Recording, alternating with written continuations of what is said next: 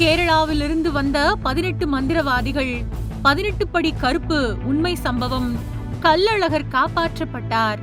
மதுரை மாவட்டத்தில் அமைந்துள்ள உலக புகழ்பெற்ற அழகர் கோவில் 108 திவ்ய தேசங்களில் ஒன்றாக சிறப்பு பெற்ற திருத்தலமாகும். இங்கு கள்ளழகருக்கு காவல் தெய்வமாக அருள் பாலிப்பவர் 18ஆம் படி கருப்புசாமி.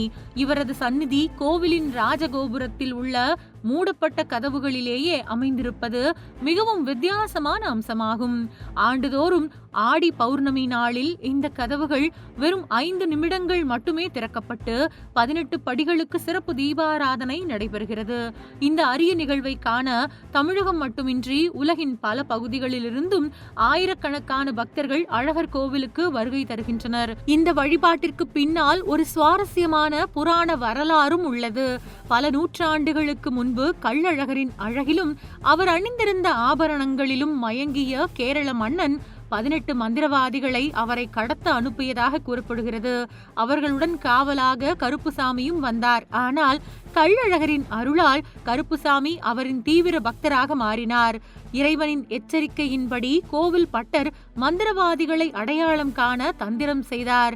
அதன் பிறகு கருப்புசாமி அந்த 18 மந்திரவாதிகளையும் அழித்து அவர்கள் புதைக்கப்பட்ட இடத்தின் மீது அமர்ந்து அழகர் மலையையும் கள்ளழகரையும் காக்கும் காவல் தெய்வமாக விளங்கத் தொடங்கினார் என்பதே ஐதீகம். அதனால்தான் அந்த 18 படிகள் மிகவும் புனிதமானதாக கருதப்படுகின்றன. இன்றும் கருப்புசாமிக்கு உருவ சிலை இல்லை. மூடப்பட்ட அந்த கதவுகளே கருப்புசாமியாக பக்தர்களால் வழிபடப்படுகின்றன. ஆடி பௌர்ணமி அன்று மட்டும் கதவுகள் திறக்கப்பட்டு சந்தனம் பூசப்பட்டு மலர்களால் அலங்கரிக்கப்பட்டு சிறப்பு தீபாராதனை நடைபெறுகின்றது. மேலும் சித்திரை திருவிழாவின் போது கள்ளழகர் மதுரைக்கு புறப்படும் முன்பும் திரும்பி வரும்போதும் அவரது நகைகள் கருப்புசாமி சந்நிதி முன்பு கணக்கிட்டு பட்டியல் வாசிக்கப்படும் மரபும் இன்றளவும் தொடர்கின்றது. அதேபோல் தினமும் இரவு கோவில் மூடப்பட்ட பிறகு சாவி கருப்புசாமி சந்நிதியில் வைக்கப்பட்டு மறுநாள் காலை அங்கிருந்து எடுத்தே கோவில் திறக்கப்படுகிறது. அழகர் மலையின் காவல் தெய்வமாக விளங்கும் 18ஆம் படி கருப்புசுவாமி நீதிக்காக வரும் பக்தர்களுக்கு அருள் புரிவார் என்ற நம்பிக்கை இன்றும் நிலவுகின்றது.